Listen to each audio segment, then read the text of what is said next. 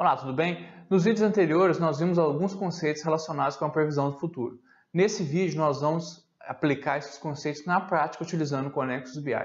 E o primeiro exemplo que a gente vai abordar aqui seria um exemplo que considera o faturamento, né, de uma empresa e considerando duas dimensões, o ano e o mês. Então vamos lá que a gente vai demonstrar isso aí. Para essa demonstração, nós vamos utilizar as dimensões ano e mês e a medida valor total. E aí você tem a evolução do faturamento ao longo dos anos. Nesse caso, o sistema vai aplicar o cálculo da sazonalidade, porque você tem o ano e o mês, e aí ele vai tentar ver se existe algum mês onde existe mais faturamento ou menos faturamento.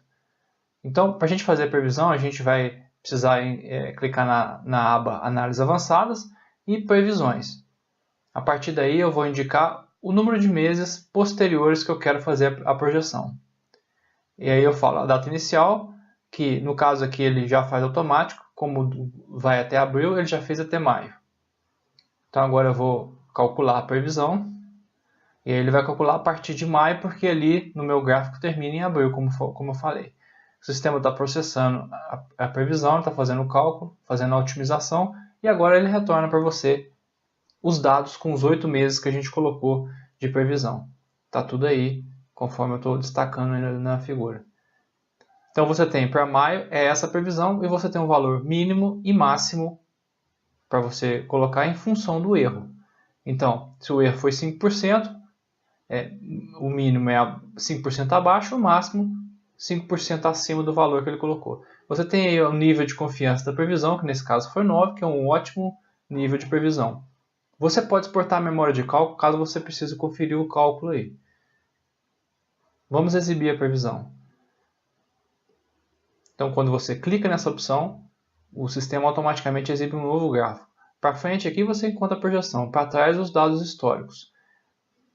Então, esses pontos cinzas são relacionados com o cálculo da sazonalidade.